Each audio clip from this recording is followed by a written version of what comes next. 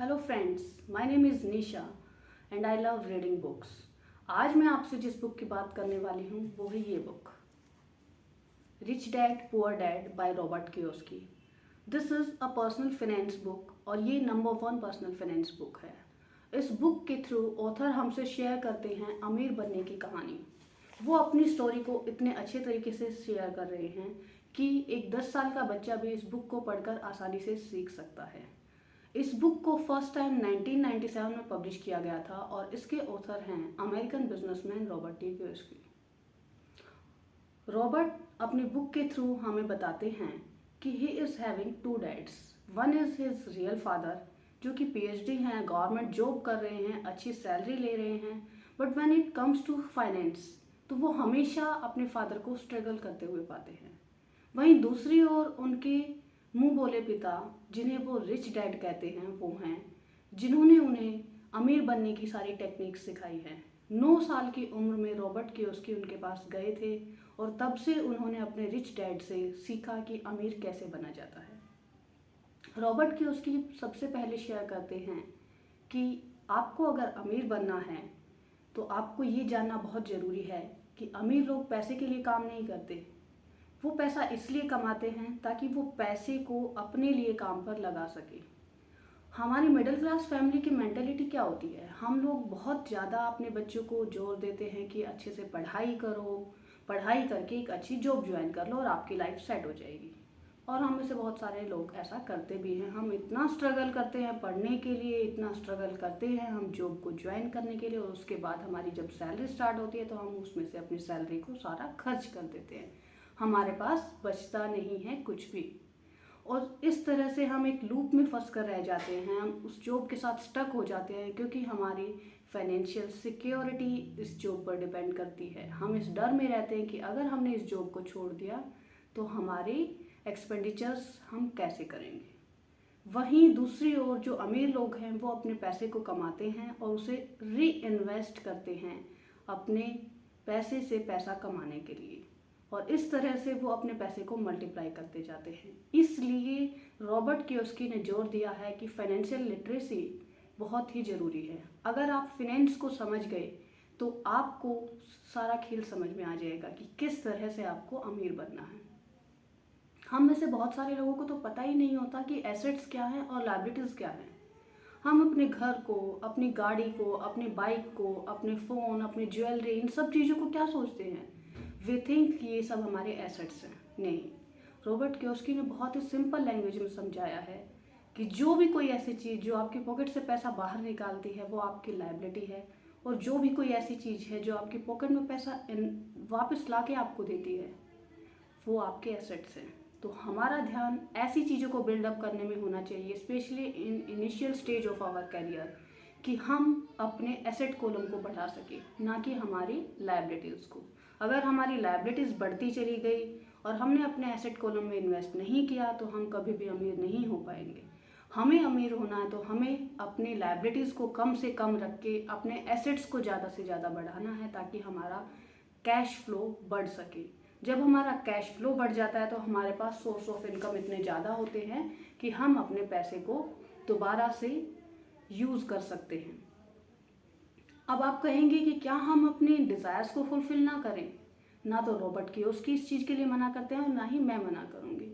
आप अपने डिज़ायर्स को फुलफिल कीजिए, बट आप अपने एसेट कॉलम को पहले इतना इंक्रीज कर लीजिए कि आपके डिज़ायर्स पर जो आप स्पेंड करते हैं उसका आपके एसेट कॉलम पर फिर इफेक्ट ना पड़े। आपका कैश फ्लो बढ़ाने पर पहले आपको फोकस करना है। इसके बाद रॉबर्ट कियोसाकी कहते हैं कि माइंड योर ओन बिजनेस। हम में से बहुत सारे लोग क्या करते हैं, हम अपने आप को इग्नोर कर देते हैं। हम डिज़ायर्स पर ज़्यादा पैसा स्पेंड करते हैं, हम अपनी लग्जरीज़ पर ज़्यादा स्पेंड करते हैं। जो पैसा हम खर्च कर रहे होते हैं अपनी लग्जरीज़ पर, हम सोचते हैं कि वो हम अपने लिए खर्च कर रहे हैं। नहीं, वो हम अपने लिए नहीं खर्च कर रहे, वो हम उन शॉपकीपर्स को देकर आ रहे हैं जहाँ से हमने पैसे को खर्च करके चीज़ें ली हैं। हमारे पास तो कुछ नहीं बचा ना। अगर हमें अपने आप को रियली पे करना है तो हमें सबसे पहले अपने सैलरी का बड़ा शेयर अपने लिए रखना होगा, अपने एसेट्स में इन्वेस्ट करना होगा ताकि हमें एसेट्स हमारे इंक्रीज हो सके। हमारा सबसे पहला फोकस होना चाहिए एसेट्स को इंक्रीज करने का। हमें आइडेंटिफाई करना है कि हमारी पसंद का एसेट कौन सा है। ये कुछ भी हो सकता है, real estate, stock market, what ever you decide, जो कि आपको पैसा कमा कर दे सकता है। आपको ऐसा लगता है ऐसे बिजनेस में या ऐसे एसेट्स में आपको इन्वेस्ट करना है, और फिर आपको उस पैसे को वहीं इन्वेस्टेड रहने देना है ताकि वो आपको पैसा कमा कर देता रहे। जब आपका कैश फ्लो बढ़ जाता है देन यू कैन स्पेंड। इसके बाद रॉबर्ट कियोसाकी कहते हैं कि आपको टैक्सेशन सिस्टम को समझना बहुत ही ज़्यादा ज़रूरी है, क्योंकि अगर आपने ये टैक्सेशन सिस्टम नहीं समझा तो आपकी सैलरी या इनकम का बहुत बड़ा हिस्सा टैक्स की फॉर्म में आपसे दूर चला जाता है। तो अपने पैसे को टैक्स की फॉर्म में अपने से दूर जाने से बचाने के लिए आपको टैक्सेशन सिस्टम को समझना होगा। देखिए, जब हमें सैलरी मिलती है, हमें इनकम मिलती है, तो उसमें से ऑलरेडी गवर्नमेंट टैक्स डिडक्ट करके हमें सैलरी देती है। उसके बाद जब भी हम कहीं स्पेंड करने के लिए जाते हैं, चाहे हम फूड के लिए या क्लोथ्स के लिए या गैजेट्स के लिए, किसी भी चीज़ के लिए स्पेंड करते हैं, then we also pay tax. फिर गवर्नमेंट को हम टैक्स के फॉर्म में पे करते हैं। फिर जब हमारा कुछ पैसा थोड़ा बहुत बचता है वो हमारे सेविंग अकाउंट में हम डिपॉजिट कर देते हैं। उसके बाद उस पर जो इंटरेस्ट की अर्निंग होती है उस पर फिर से हमें इनकम टैक्स देना पड़ता है।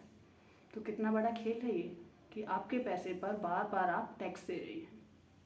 वहीं एक कॉरपोरेट क्या करता है, एक बिजनेसमैन क्या करता है, उसको जितनी भी अर्निंग्स इनकम्स हो रही हैं उसमें से वो सबसे पहले डिडक्ट कर देता है जितना भी उसका एक्सपेंडिचर है, जितना भी उसकी सैलरी वो एम्प्लॉयज़ को पे कर रहा है या अपना इलेक्ट्रिसिटी बिल पे कर रहा है या अपने बिजनेस को रन करने के लिए या बिजनेस के एडवर्टाइजमेंट्स के लिए वो जो भी खर्चे कर रहा है वो सब वो अपनी इनकम में से डिडक्ट करने के बाद जो उसका प्रॉफिट मार्जिन होता है उसको सिर्फ उस पर टैक्स देना होता है।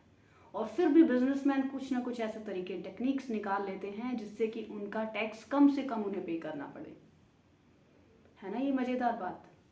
तो हमें बहुत ज़रूरी है ये सीखना कि कैसे आप अपने टैक्स को सेव कर सकते हो, कैसे आप अपने टैक्स को बचा सकते हो। इसके बाद रॉबर्ट कियोसाकी कहते हैं कि आपको पैसे को इन्वेंट करना सीखना है। पैसा कमाने के लिए ज़रूरी नहीं है कि आपके पास बहुत सारे रिसोर्सेज हों या बहुत बड़ी नॉलेज हो, नहीं। आपको पैसा कमाने के लिए ज़ेल होना ज़रूरी है। आपको पता होना चाहिए कि पैसा कमाना है, आपने नॉलेज गेन कर ली है, आपने टैक्सेशन सिस्टम को समझ लिया है, तो आपको बहुत ज़रूरी है ये समझना कि पैसा कमाने के लिए सिर्फ पैसे की ज़रूरत नहीं होती। आपका सबसे बड़ा एसेट पैसा कमाने के लिए आपका ब्रेन है। अगर आप अपने ब्रेन को यूज़ करते हो तो आप बहुत थोड़े पैसे को या ये कहें कि बिना पैसे के भी multiple source of income create कर सकते हैं। ये सोर्स ऑफ इनकम आपके पैसे को इतना बढ़ा देंगे कि आपको कभी सोचना भी नहीं पड़ेगा, आप अमीर बनते चले जाएंगे। इसलिए बहुत ज़रूरी है आपको पैसे को इन्वेंट करना सीखना, अपने माइंड को यूज़ करके उन अपॉर्चुनिटीज़ को पहचानना। फिर रॉबर्ट की उसकी बात करते हैं कि आप अमीर तो बनना चाहते हैं लेकिन इसकी शुरुआत कहाँ से करें। वो कहते हैं कि सबसे पहले आप ये आइडेंटिफाई कीजिए, सबसे पहले आप ये पहचानिए कि आप अमीर क्यों बनना चाहते हैं। रीज़न आपके पास होना बहुत ज़रूरी है, क्योंकि आपने एक बार रीज़न फाइंड आउट कर लिया तो आप अपने उस रीज़न के साथ स्टिक होकर आप अपने गोल को अचीव करने के लिए वो सब कुछ करेंगे जो रॉबर्ट कियोसाकी ने इस बुक में समझाया है, और आप अमीर बन जाएंगे। सपोज़ कि मुझे अमीर क्यों बनना है, because I want to be financially free, मुझे फाइनेंशियल फ्रीडम चाहिए तो मैं अमीर बनना चाहती हूँ। इस तरह से आपको फाइंड आउट करना है आपका गोल क्या है, आप क्यों अमीर बनना चाहते हैं। जब आपको अपना गोल मिल गया है तो आपको क्या करना है, आपको उस गोल को अचीव करने के लिए नॉलेज गेन करनी है।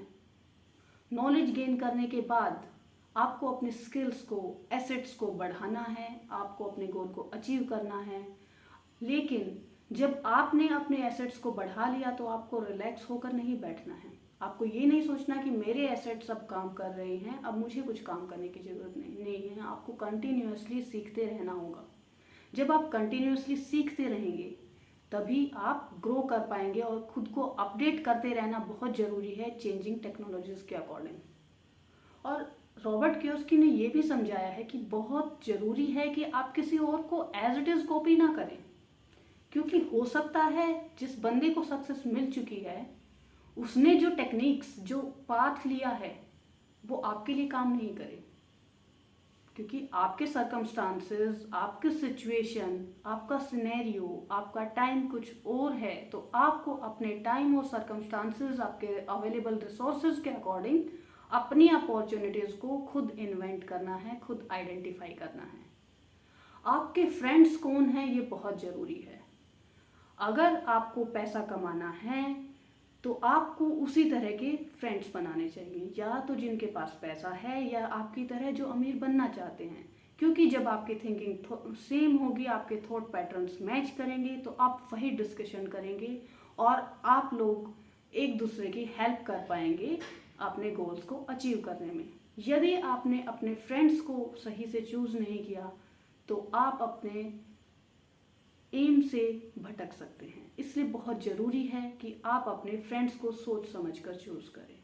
ये थी कुछ लर्निंग्स जो मैंने आपके साथ शेयर की, लेकिन इस वीडियो को देखना ही काफ़ी नहीं है। आई रिकमेंड यू कि इस बुक को आप ज़रूर रीड करें और आप इस बुक से क्या सीखते हैं वो आप मेरे साथ ज़रूर शेयर करें। Thanks and bye bye.